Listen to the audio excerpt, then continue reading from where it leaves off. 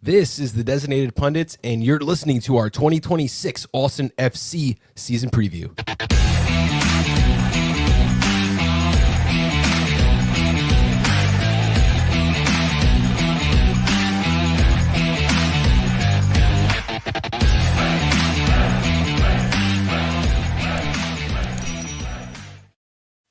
Preview number 13, if you're following along as we cover each and every one of the 30 Major League Soccer teams.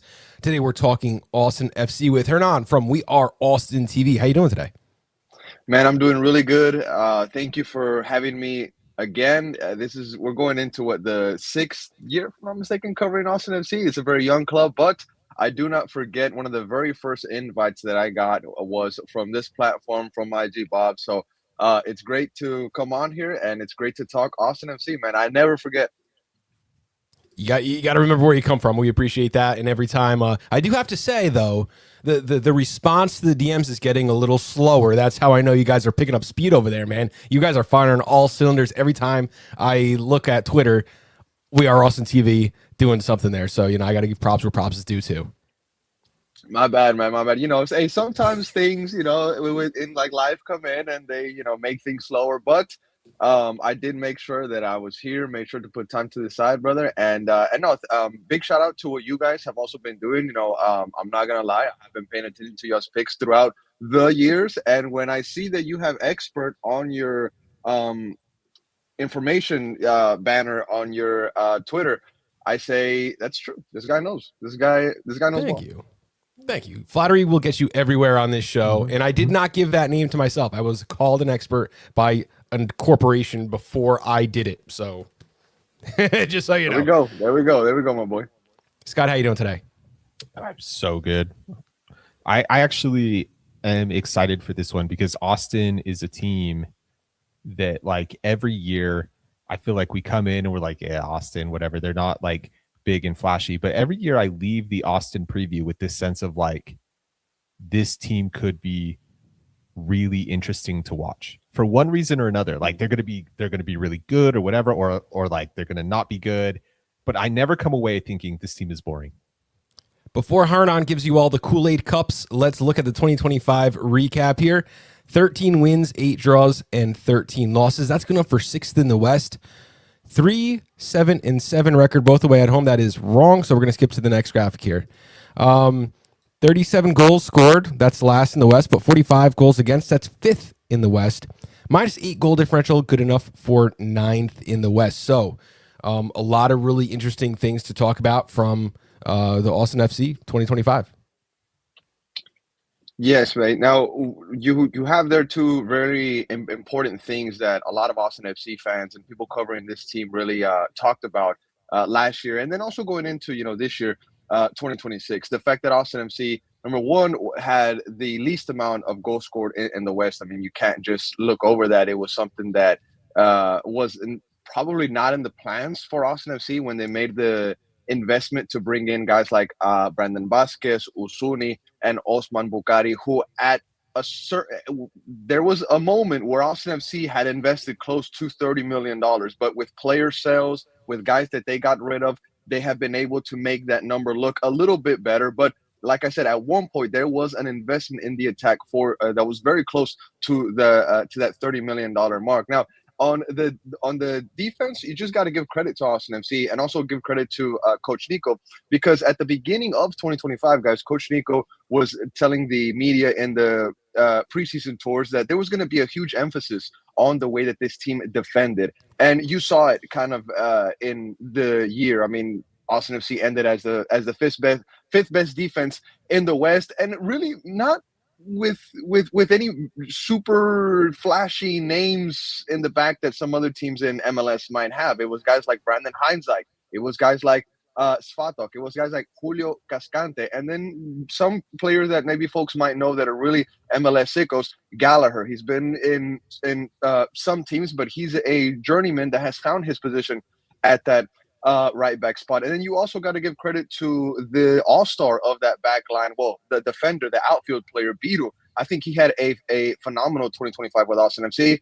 But of course, as much credit as I want to give the guys in that back line, the outfield players, we got to be real. Brad Stewart was monumental for Austin FC. And really, he was one of the big reasons why that defense was able to boast that they were the fifth best in the West. And really, Austin FC clinged onto the playoffs. They got their spot into the playoffs because of what they did majorly, I think, on defense. They were able to shut teams down. They won games by the minimal margins. They were never, huge blowouts for Austin FC. So what they did in the back really helped the guys in the front whenever they maybe were missing the mark or didn't get as many goals as they would want. But hey, they got to the US Open Cup final. They got to the playoffs, which is a goal for every team in this league. So whether you want to debate on it or not, I think Austin FC had a good season last year. There were some endings that are debatable, how people want to see them. But based on what we see here, the goal scored, the way that they defended, what they were able to do last year under Coach Nico, I believe it was a good year. It wasn't great. You didn't win a trophy, but I think it was good. I hear you on that. And actually, you said something that I want to emphasize, which is narrow margins between February 22nd and April 19th. There were only 2 games Austin played that had more than 1 goal in them. Just 2 games for what is that? February, March, April, 3 months. Which is pretty crazy. It's a lot of green too. It's only 3 losses or something in that whole big stretch. When you consider that the offense didn't fire, and you consider that a home record is good enough to be in the playoff picture, away record is good enough to be in the playoff picture, doing that without the goals, there has to be some measure. I know that fans can be disappointed, but at some level you have to say that is a successful group who managed to do it when it needed to be done, that even when you couldn't score goals, you're still getting results. Exactly. And that's why, I wanted to give credit to Coach Nico. What he said at the beginning of the preseason in 2025 was that there was going to be a big emphasis on the way that this team defended going into the season. And like I said, you saw it by the things that they achieved. And one of the main reasons why I wanted to even bring that up is because guess what Coach Nico said this year at the beginning of this preseason? He said, well, hey, our emphasis this time is going to be on the attack. So if they have the same success that they did with the emphasis on defense, now that they do it in the attack, I mean, that's going to be phenomenal as we go into this next graphic that we have here, which is great. People already in the chat. Just a reminder, if you're watching live, if you have a question, we'll pull it right up. We'll discuss it live on air. 2025, pushing a little further.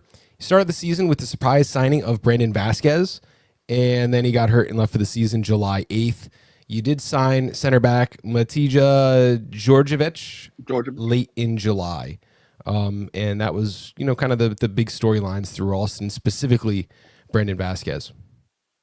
Yeah, the Brandon Vasquez one, to me, it was phenomenal. I mean, when it was all happening, when it was first, when you saw it happening, he was presented, the fans received them outside of the Fairmont.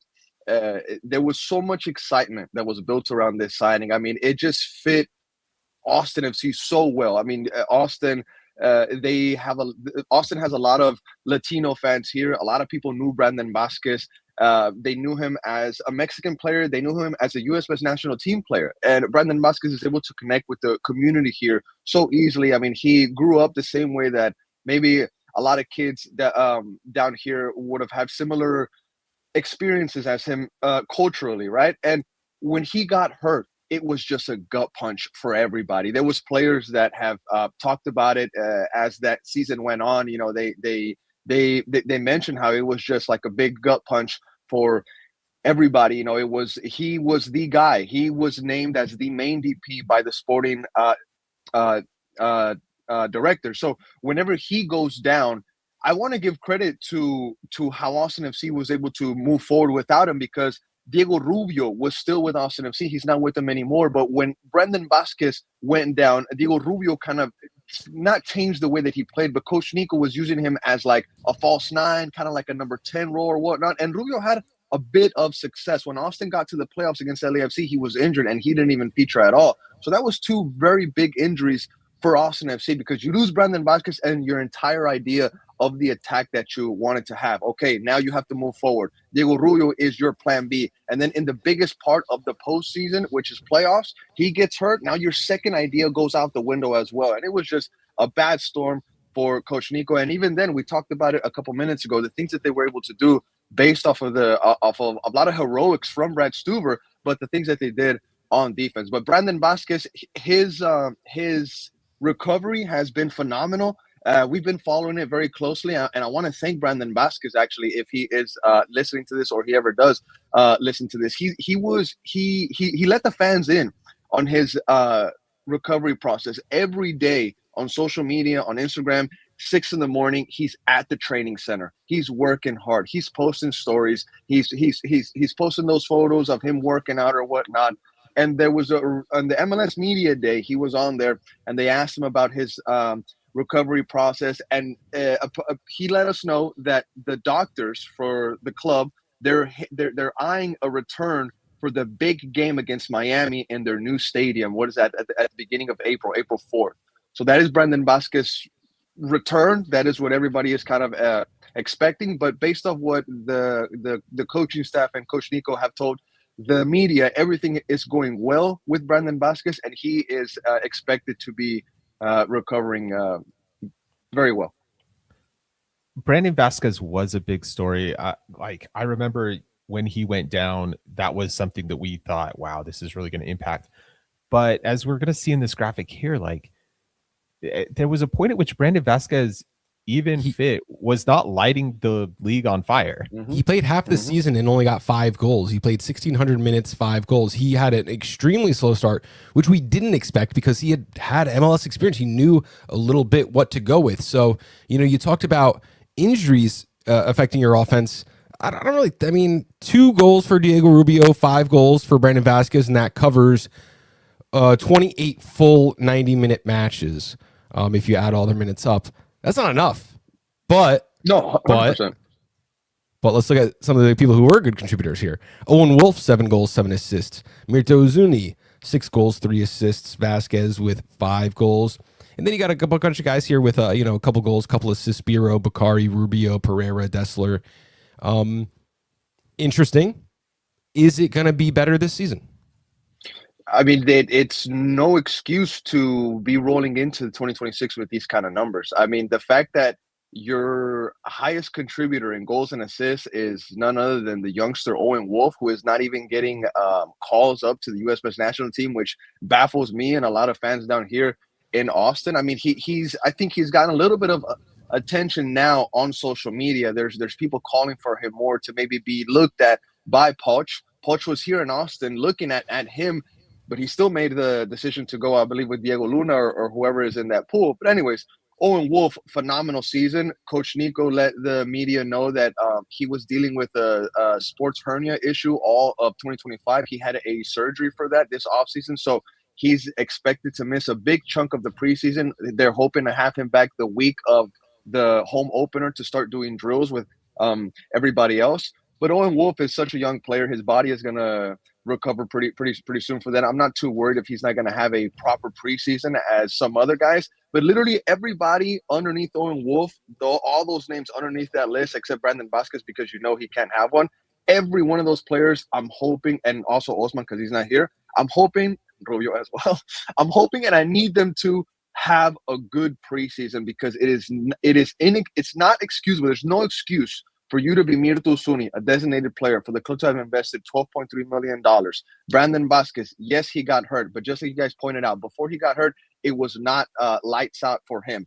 And the reality is that there was some criticism that was thrown to the recruitment staff, because there was times where Mirto Uzuni and Brandon Vasquez were colliding on the field, and it seems like they were playing the same position, and that I think that ultimately affected both of their production. And with the signing of Facundo Torres, with the departure of Osman Bukhari, to me it seems like they're still looking for that missing link that is going to connect all these guys. And there has been some questions that have been raised by some people down here in Austin. Well, is it time to move on from Mirto Uzuni? And I just want to throw out a very famous MLS term that some folks like to, keep in mind whenever a new player from overseas comes to this league. You got to give them that second season. You got to give them that second year. There's been so many players who've had a underwhelming first season, but then they turn around and in their second season, they are, I don't want to say lights out, but they perform much better than what they did in that first year. And a lot of people are banking on that. Usuni is going to have his family hopefully here very soon. That's going to be something that's going to lift him up. He's talked about that a lot. Family is important to him as to everybody here, but fans are hoping that Usuni is going to experience that MLS second year bump and give the fans what they want, those goals, because he said it himself. When he came to Austin, he came here to break records. He hasn't done that yet.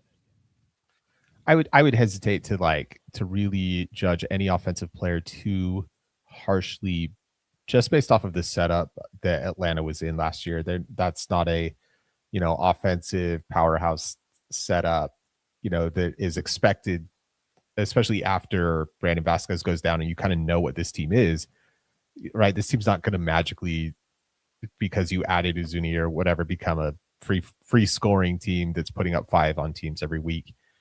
But we should, while we're talking about these changes, we should flip that page and talk about some of the players who are leaving and then some of the players who are coming, and how that changes this team, because that's kind of what we're looking for now. What the team was, how they are going to then be this team that is going to focus on the offense. Players out: Julio Cascante, Diego Rubio, Stefan Cleveland, Osman Bukhari, and Yaro Obrian. Look, we've had a few of these guys mentioned already. Tell me, is there anything else you want to say about these guys, or anybody that you miss? Well, I think the biggest one there is Bukhari. To me, his exit, I don't want to say that it was unfair, because the world of business, the world of sports business it's just not fair to anybody. It's, you know what I mean? It's just the way that these things work. And Bukhari, he was a designated player for Austin FC. You all know how important that tag is on anybody once they step foot in MLS. It's automatically expected of you to be delivering so much when you have that simple tag, DP, designated player. There's so much weight on your shoulders. And when we see the numbers from last year, and even when Bukhari was here in 2024, because Buka had the most time from the 3 designated players that Austin FC had on roster in 2025. I've said before that Bukhari was robbed of some assists because some of his teammates just weren't able to finish.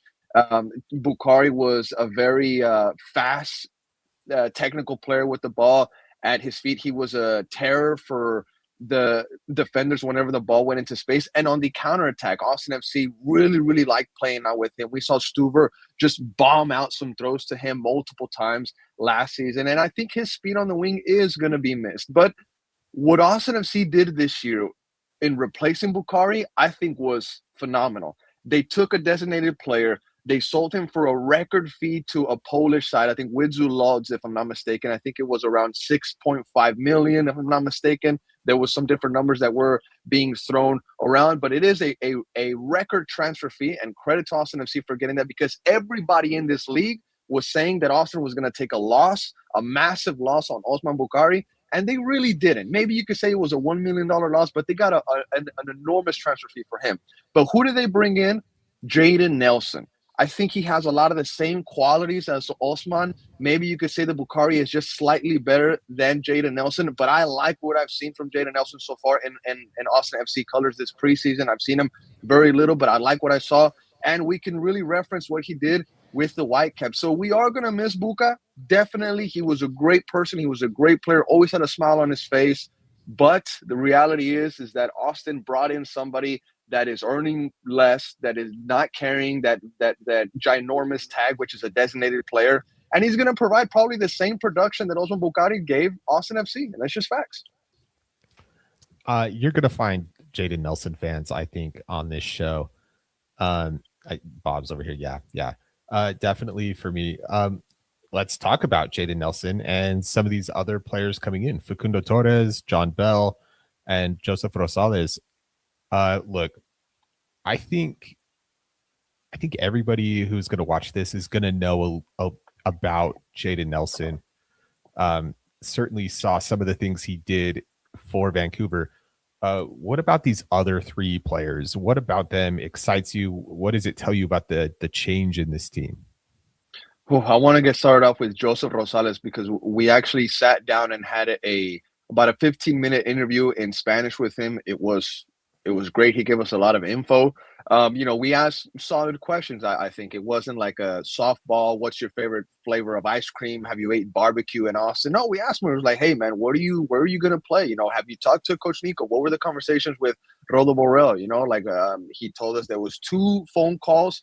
After that, boom. I think he has a bit of a revenge match against the Loons because he said that was one of the reasons why he wanted to come to Austin FC because he saw that was the first game on schedule. And he said that was one of the reasons why. I don't think that was the only reason why, but he really is keen on playing against his old team, Minnesota. So we'll see what happens there.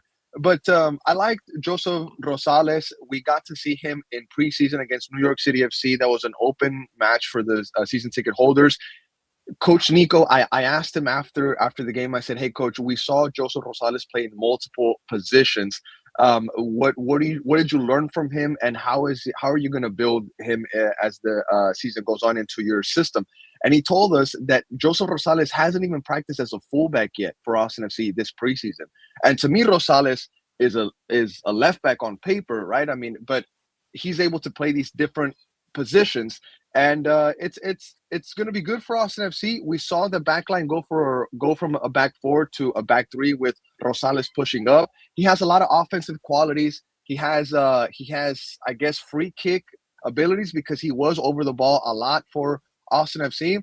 And no, he brings defensive qualities. He brings offensive qualities. And I mentioned to my colleague Alex, which he will be leaving us soon to go to Spain. I mentioned to him, there's been a problem with Austin FC fans. They can't decide either they like Kolmanich or they like Biru as the starter. And I told them, is it me or does Rosales have qualities of Kolmanich in the attack and the defensive dogness that Guilherme Biru gives to the Austin FC fans all in one person? And I think Rosales is that guy. And Nico is very happy that he's here. Austin made a significant investment to bring him to the club. And to me, he is the starter on day one. I love it, and you'll see that reflected in our depth chart here. We have Joseph Rosales with Biron Kolmanich behind him on the left, and Mikhail Dessler and John Gallagher out on the right for fullback. So before we talk about this back line, let's talk about what the fullbacks are going to be responsible for on the team. No, okay. So the fullbacks, that's still a big topic for Austin FC and moving forward because you have Mikhail Dessler, who yes, I even told you guys he is the starter, but we also found out this week that Mikhail Dessler is dealing with an adductor overload, and he's never out for a long period of time, but it's always these small injuries that are very frequent in the season. And he's the best right back that Austin FC has. But if he can't stay healthy, it's going to keep bringing John Gallagher onto the field. Mikhail Dessler had a great connection with Osman. He is now gone. So I'm excited to see what kind of things he's going to do with Jaden Nelson. But if he can't stay healthy, we're going to be seeing a lot of John Gallagher. We also got to see John Bell for the very first time against New York City FC. He's the left back / center back that Austin FC is going to be using. And credit to what Austin is trying to do in the back because they're bringing in guys that can play multiple positions in that back line. John Bell, Guilherme Biru, those two guys will feature at the center back and at the left back position as the season goes on. And then you have the guys like Oleksandr Svatok, Brandon Heinzak, Matej Djordjevic. They're more locked into that center back position role, but they're more of those anchor guys. They're more of those stand tall pillars in the back, traditional center backs, I would say. But the fullback roles, they're going to be pushing up in this system under Coach Nico. A lot of what we saw last year of those fullbacks pushing up, you're going to see back threes that are really going to be back fives for Austin FC. Very few back fours, I believe, but they will be out there for Austin FC in 2026. But this back line has been built to switch from the 5 to the 3 to the 4, and I think they do it very well. We saw that in 2025. And although you lose Julio Cascante, he will be missed. He was one of the OGs. The reality is that Alexander Svatok, Brendan Heinzak, Mateja Djordjevic, they can do what Julio Cascante did for Austin FC quite well. Love it. Let's move up a step and talk a little bit about the midfield. You have Ilie Sanchez. He is eternal. I don't know. I think he's about 45 years old by now. Urban Torres behind him. Don't say that. Ilie very famously said to the media, he said, if you guys keep calling me a veteran, I'm getting up and I'm walking out. He doesn't like it, man. He doesn't like it. 35 though. Like, we got to ask, is this is he going to start every minute of every game? Like, no, I don't think so, guys, because I would like to mention that Ilie Sanchez was on the option for Austin FC. They brought him back, but under a new contract, if I'm not mistaken. So I would believe that this new deal, this new kind of role for Ilie is maybe less involved, but still that kind of, hey, I have younger guys under me, I'm gonna bring them up. But if the younger guys that are going to be coming up, guys like Dubersarski, guys like Urban Torres, guys like Micah Burton, if they're not able to, pick up the speed, we're going to see Ilie Sanchez a bit for Austin FC more than you would have thought this season. And I think Ilie can pull his weight in some games. He can give you easily a good 60 minutes. Then you can make changes. He knows what it is to play in this league. You guys know him very well. He's eternal, just like it was mentioned. But I don't want to play him for 90 minutes. I don't want to rely on him week in and week out. But I'm happy that Austin FC brought him back. Maybe give him one last dance. It would have been beautiful to send him off with that U.S. Open Cup trophy. But we're here in 2026 now, and Ilie Sanchez has another shot with Austin FC. And one more thing to mention.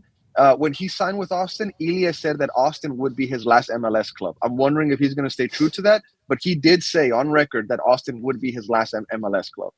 All right. When he doesn't play, who is it? Who's the next person up? Who's the first person up when he's either not available or needs a sub or whatever?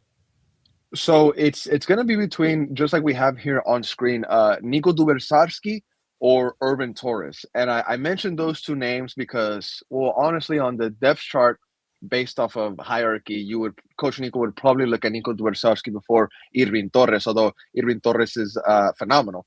But phenomenal for his age and what he's been able to do climbing up the ranks. The first Austin FC player to play at every category, by the way, Urban Torres. I just wanted to throw that out there. But Nico Dubersarski, we were talking about this with my colleague Alex. We said against New York City FC on Sunday, where the media and the fans were able to go see them play for the first time in this preseason and not just see the updates. We were very surprised with Nico Dubersarski and his energy and his mindset in that game, because last year Dubersarski arrived from what was the team? It's blanking on me right now, but it's an Argentinian team, if I'm not mistaken, Estudiantes. That's probably not it, but it is a team from Argentina. I will bring that up. But he was signed for about $3 million. And a lot of people expected him to come in and bring that Argentine flair in the midfield, be that hard guy in the midfield that's not afraid to go shoulder to shoulder. And I think Nico Dubersarski had an underwhelming 2025. I definitely don't think that is the best that he can do. And what I saw in the little time that he played against New York City FC on Sunday, I was like, I saw more from Dubersarski today than I saw the entire 2025. And if he can build on that and really create something out of himself in this midfield, he can be fantastic for Austin FC. I think he could even take Bersard Salovic's position in this midfield if Nico Dubersarski is able to consistently put good performances together. He has the Argentine spirit. He has the youth also as well. And he has the size on him. He's a player that is bigger than what he thinks. And once he realizes that, he's going to know that he can boss MLS midfields.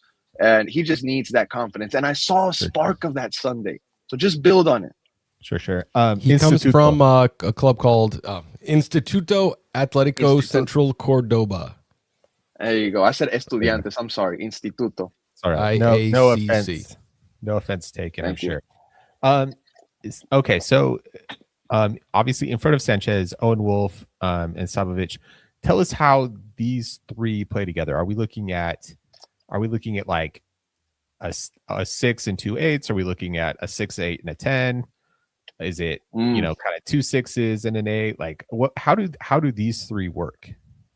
You said the magic. You said the magic number / word, and Austin FC fans are gonna hate me if I don't mention this, but I think everybody has been waiting for Austin to officially say this is our cam, this is our 10, this is our creative midfielder. Ever since Drusy left Austin FC, everybody has just been having cam with withdrawals. Like they've just been needing that creative central attacking midfielder, and I don't blame them. I think the football that maybe a lot of us have grown up with had a creative attacking mid. I think that number 10 has been traditional and iconic, and I don't blame folks for wanting that role on your team. But I think especially in like South American and Latin American soccer. Exactly. Right? Like Riquelme, all that player comes up. Yes. All of that. There's European teams who didn't do it, right? It's not like Mhm. necessary, but culturally. Mhm. Exactly. I think a lot of people down here in Austin, they want to see that when they go to Q2. And like I said, ever since Drusy left, they haven't seen that kind of player, and they've been needing it. They've been wanting to see that at Q2. And with the signing, he's not on here right now, but Facundo Torres, which it makes sense that he's not on the chart because we still need to see what he does. Oh, there he is. I'm sorry. Thank you for pointing that out. I got you. It's small. It's small text. If you can't see it, guys, it's really small text. Coach Nico said that they can use Facundo as the 10, but we're not really too focused on him. I just wanted to throw that out there. But Owen Wolf, Danny Pereira, Salovic, kind of what you asked. I think this midfield is going to be dependent on. I don't want to say dependent. I'm sorry. This midfield is going to be ran by Owen Wolf. I think depending on where they put him, Owen Wolf definitely has shown who he is and what he can do. He's very young. He's hungry. I think I think Owen Wolf. I believe Owen Wolf feels like he has something to prove because he's apparently being scouted by the Philippines. There's reports on that the Philippines are trying to recruit him to their national team. I believe he can do that through his mother's nationality. His father, Josh Wolf, U.S. men's national team player, iconic U.S. men's national team player, former Austin FC coach. I don't know why that hasn't happened already. But Owen Wolf, based off his body of work the past couple of seasons, I mean, and I'm not just saying it off of opinions. You look at what he has done. He's been featured in the MLS Best 22s under 22s. I forget what that tongue twister headline is. I think you got it there. Yeah. Yeah, but this is his third consecutive year, and from the jump from the second consecutive to the third consecutive was enormous. He's now at the top with guys like Obed Vargas, David Martinez from LAFC, Alex Freeman. All those, well, not all those guys, but two of those guys that I just mentioned have gotten blockbuster moves. Alex Freeman, Villarreal, Obed Vargas, Atletico de Madrid.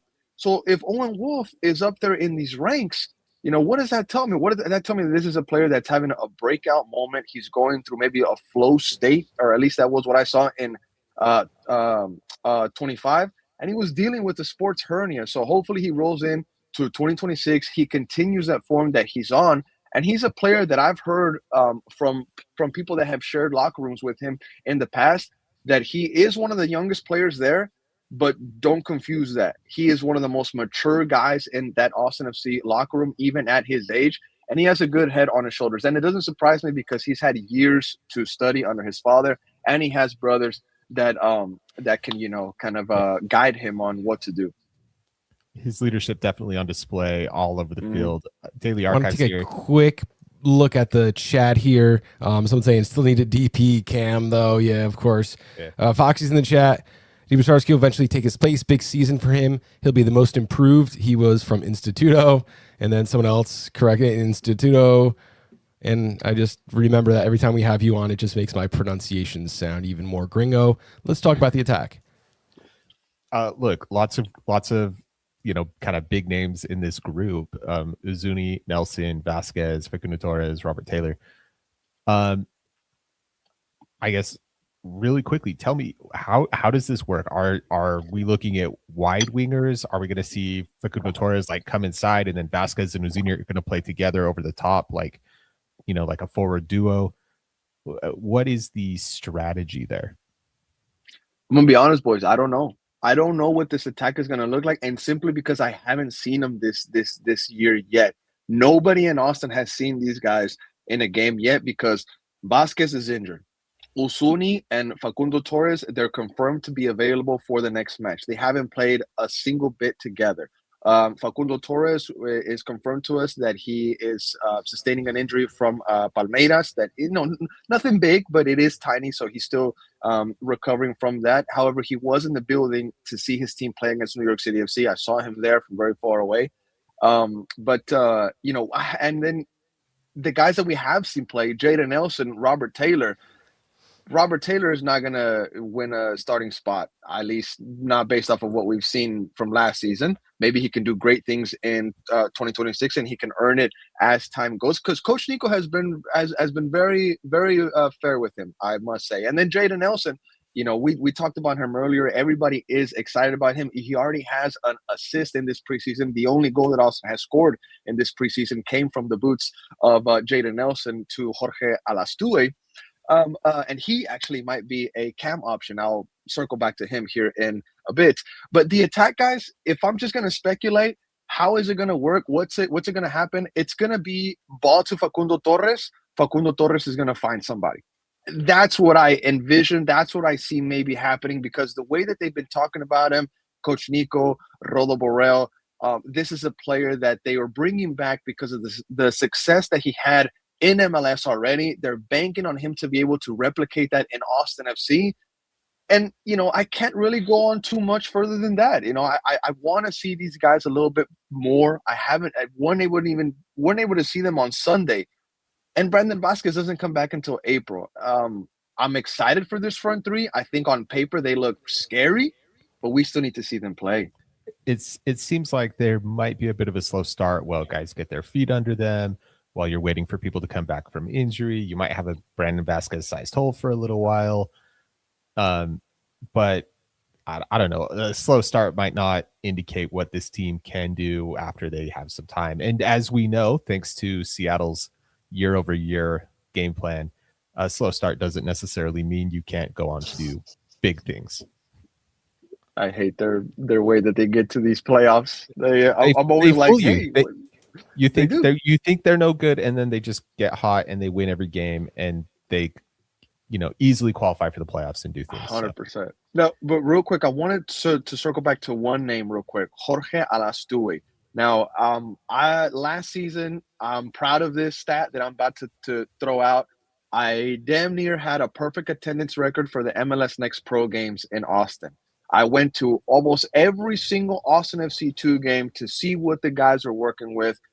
Shout out to Coach Brett Utley. Unfortunately, he is not here anymore. They let him go. He got hired by Cincinnati as an assistant, though. I think that's an upgrade. And Austin FC promoted from within. The U16 coach is now the coach for the Austin FC 2, Jason Shackle, former Premier League center back. So that's going to be a lot of fun to look at this year. But in my time covering Austin FC 2 in 2025, I was very fond of Jorge Alastue's game.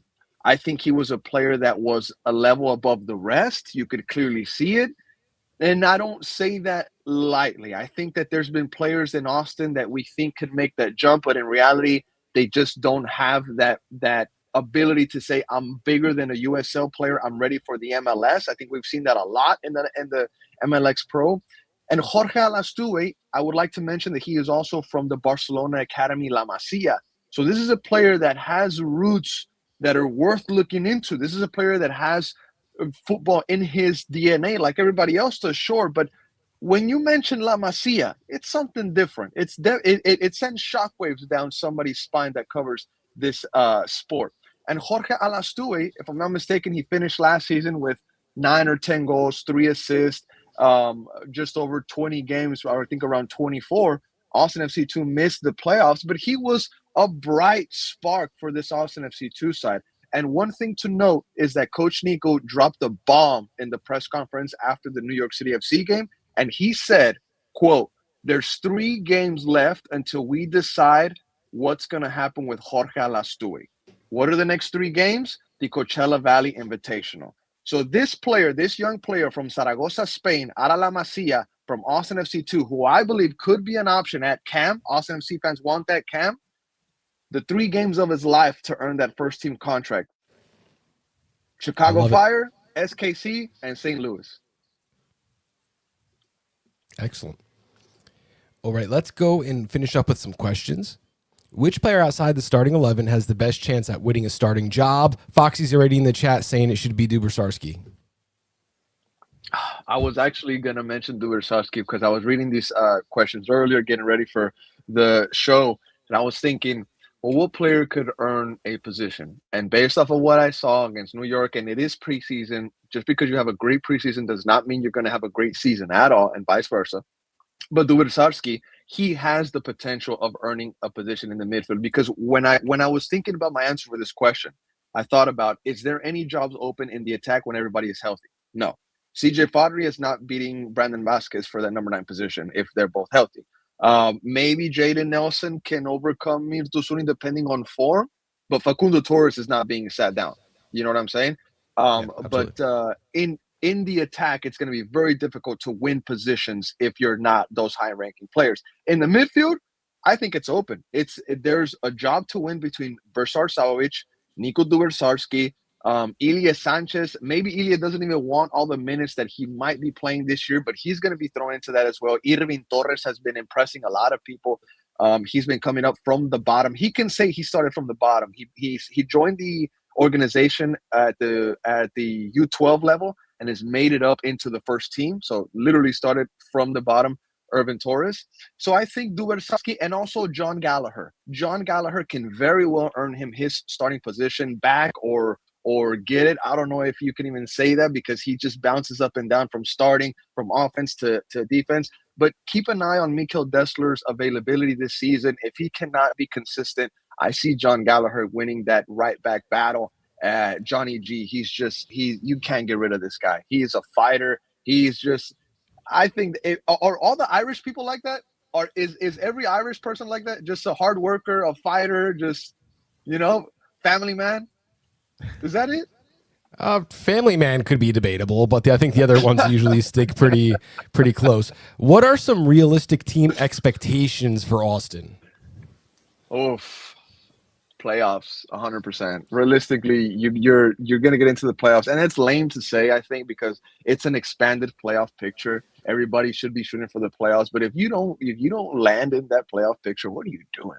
You know what I'm saying? I mean, it's already expanded for you. So realistically, you got to get into the playoffs. Realistically, I want to say I've been talking to the guys about this whole offseason, and I'm saying, hey, does Austin have a revenge kind of arc in them where they have to get back to the US Open Cup final and win it?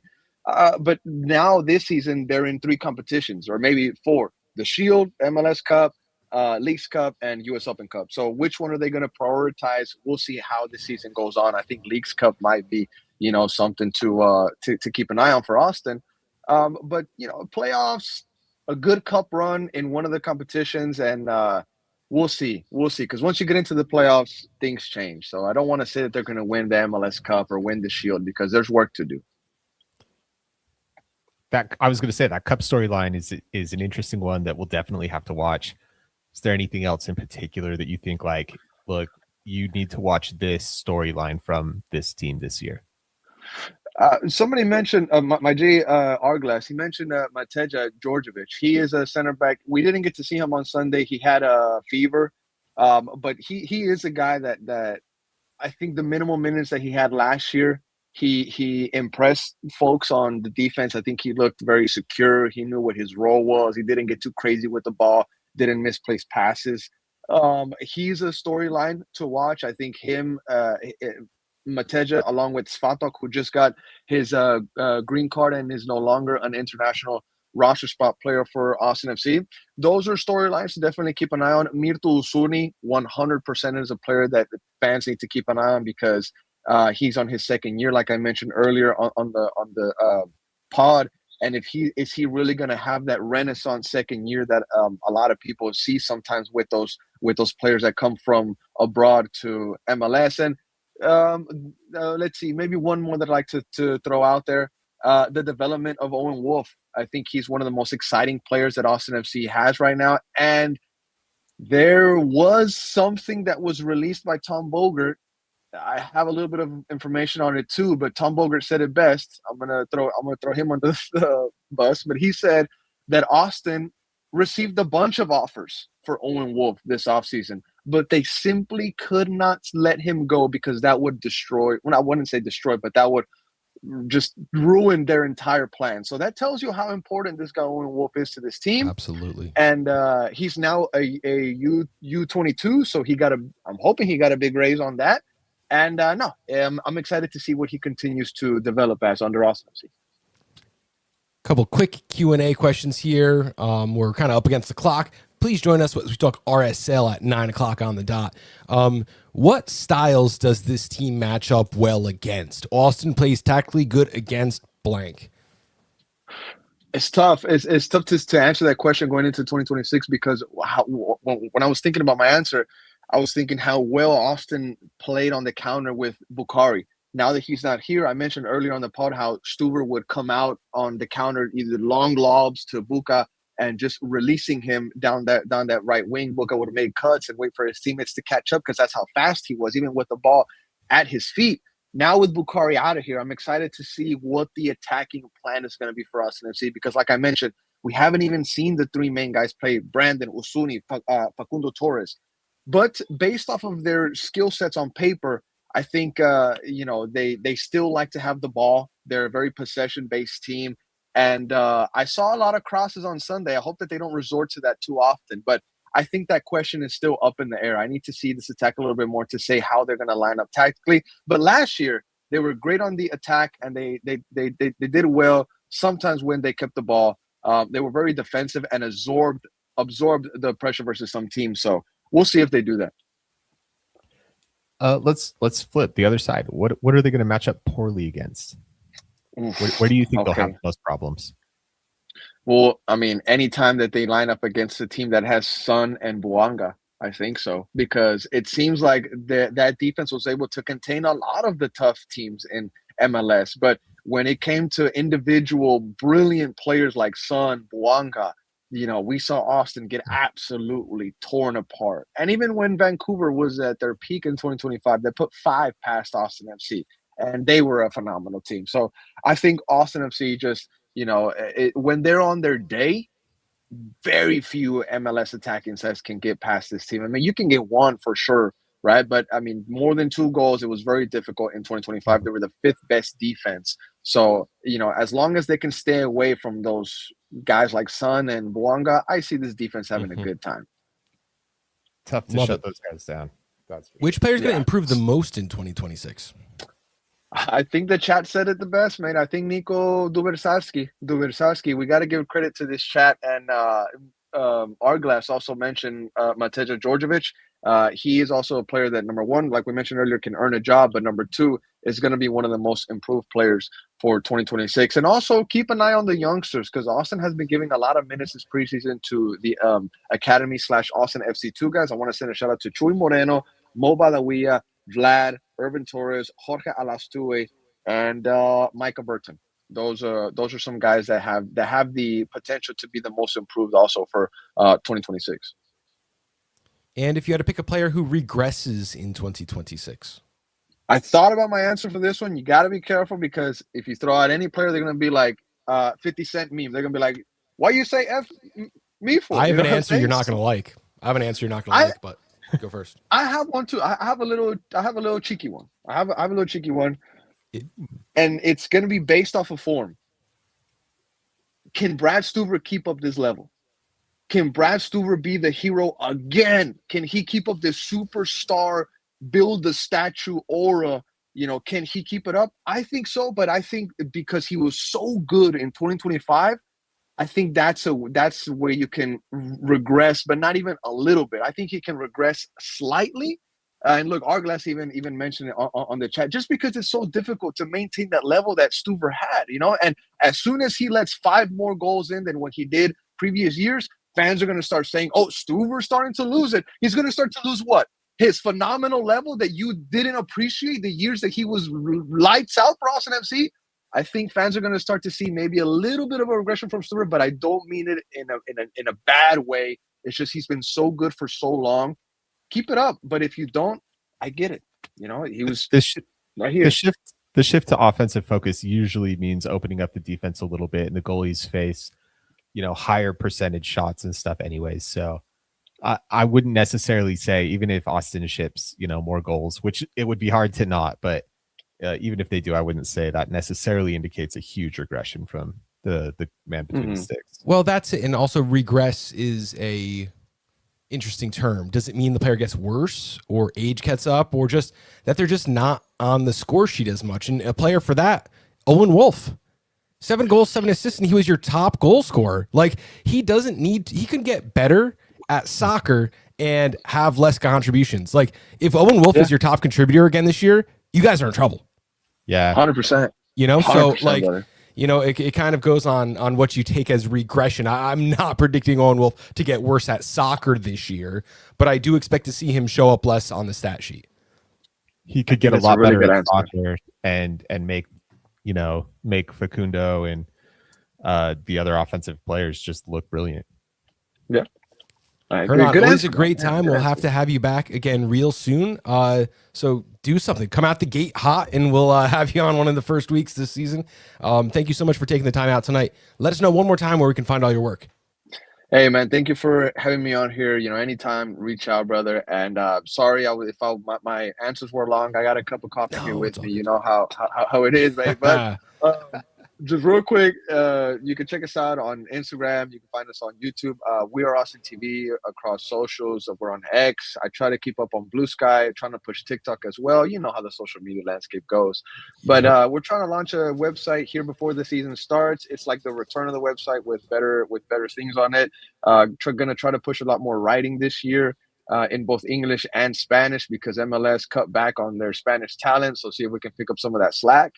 But no, thank you for having me on here. And like I mentioned at the beginning of the pod, going into this new year covering Austin FC, I remember at the beginning, this is one of the first invites that I had to talk Austin FC.